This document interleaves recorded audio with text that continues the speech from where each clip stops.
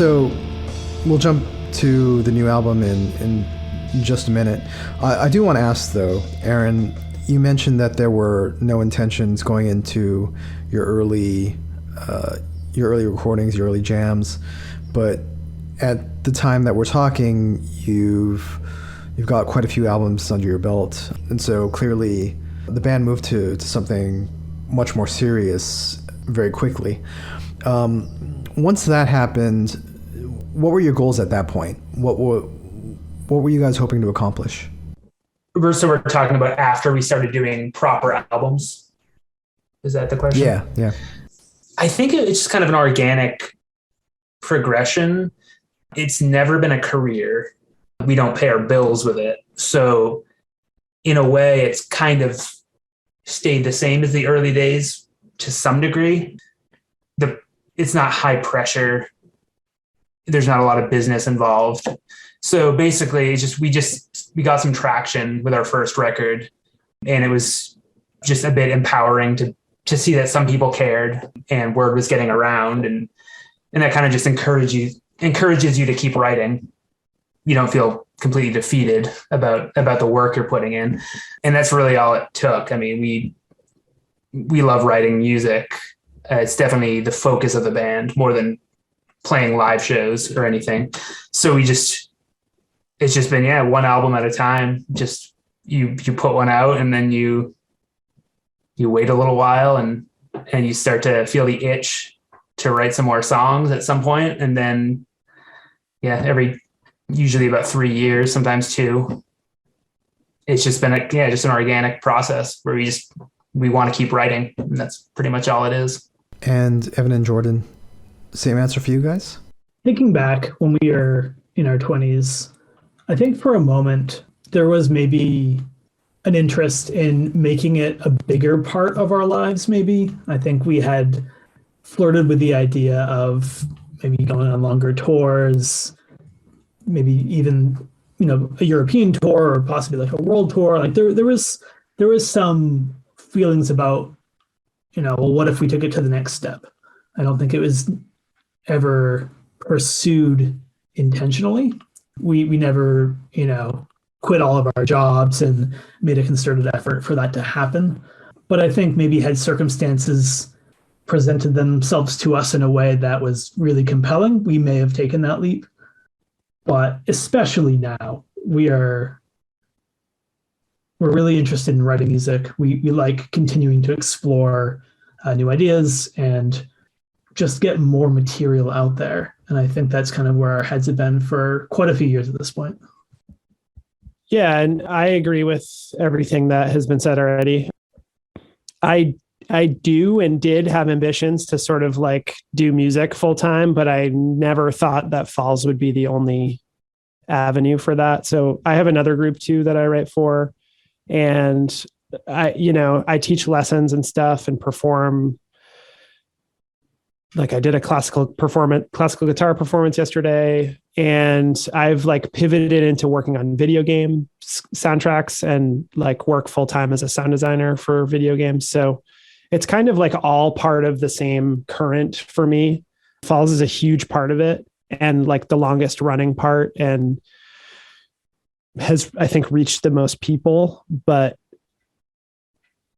yeah, and I'm certainly open. Like we've talked a little bit about touring Europe next year and stuff like that. Like I don't want to paint the picture for people that we're like, throwing in the towel and like just not touring anymore. Right? Like we're going to do that stuff.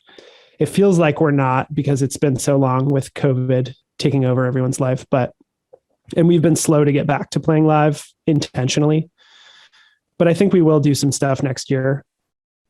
And that's exciting to me. So yeah, but as far as like big lofty goals, I think I totally agree that our basic goals is just to keep writing music and keep exploring what we can do within our, how we can expand the Falls of Rauros sound and still remain ourselves. I think that's a question that interests all of us quite a bit. So that's actually a good segue to talk about the new album. Great. It's called Key to a Vanishing Future. and it will be released on the 25th of March through Gilead Media and Eisenwald Records. Tell me a little bit about the writing process for this album and your intentions musically going into this. As far as writing, it was written completely in 2020. I think we started around May of that year, and we're mostly wrapped up in the fall. And then we recorded it in December. So it was totally contained to that year. And for us, that was actually we wrote it pretty quickly. And I think it's due to a few factors. That was when the pandemic hit the US hard. So we knew there were going to be no shows. And because of that, there were no distractions really. I mean, there was like a genuine lockdown for a bit. And then, there just wasn't that much to do. So it was a perfect time to write music. So we just kind of threw ourselves into that over those 5 or 6 months, probably 6 or 7 months, actually. As far as intentions going into it, I don't recall exactly. I know we had discussed very loose parameters of what we wanted to do, which we often do when we start a record, but it never really ends up sounding like what we discuss. I think on this one, we floated the idea that we could make the songs a little bit shorter, not short by any means, but just, maybe not be reaching for 10, 12 minutes and see what we could do in like a 7-8 minute range, which we actually did follow through with, but that doesn't really describe the music. I feel like the music, I don't really remember what we wanted to do with the music. My memory of it is that it was just kind of organically, just some riffs were being written that sounded different, and we felt like it somehow could be made to sound like us. But I don't know if anyone else remembers like discussing how the album should sound, because it's not coming to me. I think we had thrown around some ideas of playing some sort of simpler chord voicings and heavier, more intentionally heavy in a way that we hadn't really done before. And even more, I think we had focused on this for a few records, but more intentionally like drum and bass and rhythm guitar, like synchronizing, locking in for impact in a way that we just sort of expanding on what we had experimented with.